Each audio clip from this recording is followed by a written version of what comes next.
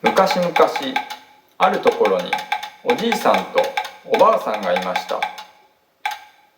おじいさんが山で芝刈りをしていると、途中でトイレに行きたくなりました。おや、こんなところに川があるぞ。おじいさんはそこでトイレ大を無事済ませ、芝刈りに戻りました。一方その頃、おばあさんが川で洗濯をしていると、川上からなぜか味噌が流れてくるではありませんか。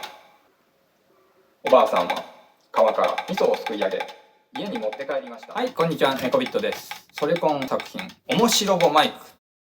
M5 スタックのアトムエコーで音声を拾ってソレノイドを動かすためのトリガー信号を出します。高波製のマルチコントローラー A にその信号を入れて、そこからソレノイドの CA06302740A に動力をつなげます。そこから動かしたソレノイドを輪ゴムで元に戻す機構を使って口をパクパクさせるわけです。マイコン制御なのでタイミングとか時間は全部ソフトで制御しています。マイクのグリップ、こちらは外せるようになってまして、台に置くこともできます。マイク自体はこっちにあるので、前から話しかけて喋っているように見るということもできます。ちなみに猫の鳴き声にも反応してくれます。今回のネコビットの作品、面白ボマイクです。その夜、今日は随分変わった味のお味噌汁じゃのとおじいさんは言いました。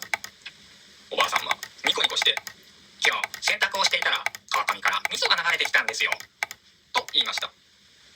おじいさんはわなわなと震えながら、それはわしのうんこじゃー。おしまい。